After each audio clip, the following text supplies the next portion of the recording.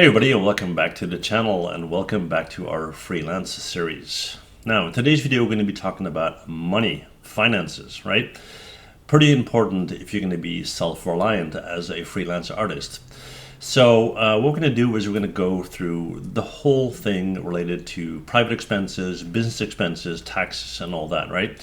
And the purpose here is to find out, what your hourly rate should be, how much you should ask from a client, and what you need to do to make sure that you still have a business, a couple of months from now or a year from now, right? Okay, so let's start with what we know. Let's say you didn't start as a freelance artist yet, but the thing you do know right now is what your private expenses are, right? I mean, you have, you spend money on clothes, on food, on, rent, mortgage, your car payment, whatever, right? Now, for argument's sake, let's say that number is $1,000 a month, just to keep things easy. I don't know in what country you live. I don't know what the expenses are. Some are cheaper, some are way more expensive, okay? But just to keep the calculation easy, $1,000. Okay, so what about business expenses? Well, there are basically three categories that you need to take care of when you start your business, right? One is the actual business expense, stamps, paper, printer, ink, whatever you need to do, right? Your computer, software license, and whatnot. So business expense. Second one is taxes, very important. And, depending on where you live, again, basically two categories. One would be sales tax and the other would be income tax, which is a whole different thing. We'll talk about that later. And then the third category is reservations. So saving up money for future investments. Let's say you got a brand new computer right now. 5 years from now, you're probably going to need to upgrade it or replace it, right? That's a big ticket item. So instead of taking all of that money out of your account 5 years from now, what you're going to do is you're going to save up money to do so, right? So reservations. So from a business perspective, your business expenses, your taxes, and reservations. And the private expense, we're going to leave that out of it for now, because you cannot take your business money to pay your private expenses. I'll explain that, right? That's a different thing. Okay, so I got my little cheat sheet here. So let's say private expense 1,000. Let's say you calculated business expense at 2,000, taxes at 1,000, and reservations at 1,000. Now, where does that 2,000 business expense come from? How do I know that? Well, the thing is, you don't. You need to start somewhere. So what you're going to do is research. You're going to talk to people who own a business or had a business in the past. Talk to other 3D artists. Do your homework, right? How much does my software cost per month? How much is my computer? How much? So you calculate all of that, right? Now, in this example, like I said, we're going to go with 2,000. Now, in total, we now have a number of $5,000. Let's say dollars to make it easy, okay?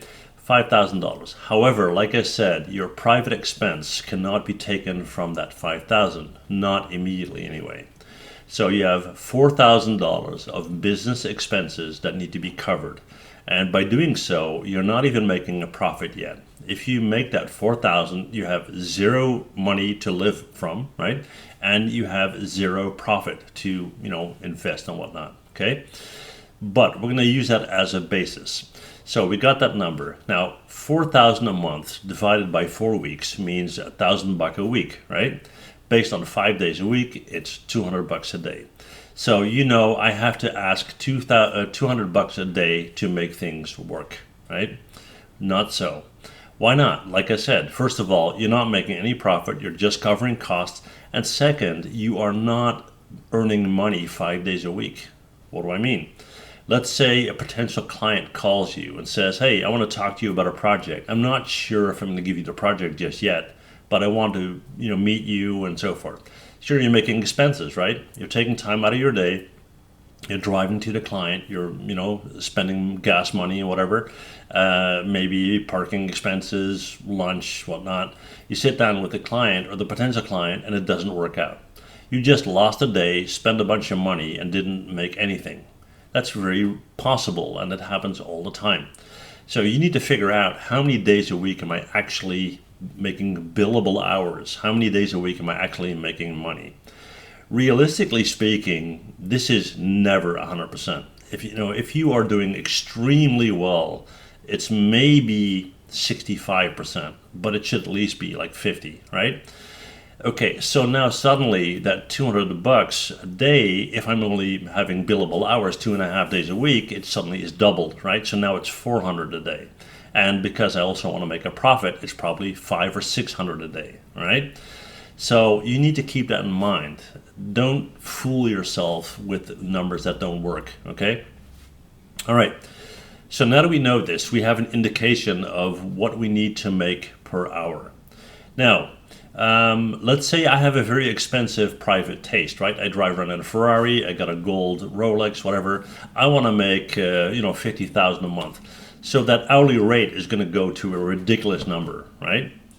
The client doesn't care that I drive in a Ferrari. That's my problem. They're not going to pay for that, right?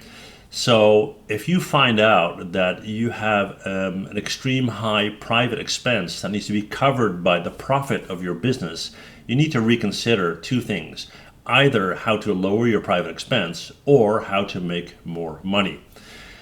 Okay, now what money do you need to make and how do you figure that out? What's your competition? Where are the other 3D artists you're competing with? What are they asking, right? And I always get this discussion where people say, yeah, but I live in New York City and I'm competing with somebody that's living in a country with extreme low wages. There's no way for me to compete. Yes, there is, because there's more value to your work than just the actual 3D work, right?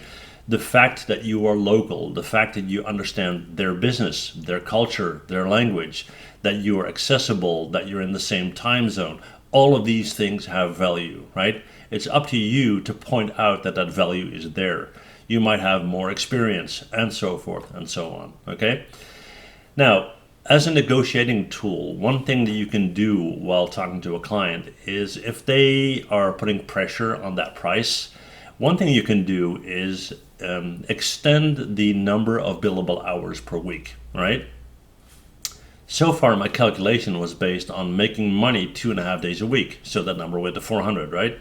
What if the client says, well, I'll give you billable hours for the next month, 5 days a week. So now you have some room there to lower your price somewhat without losing money because your billable hours are going up. I hope you understand what I'm saying here, yeah? So there's a lot of value out there that's not necessarily money or not necessarily cost. So you need to kind of play with that, but make sure you have your bases in check.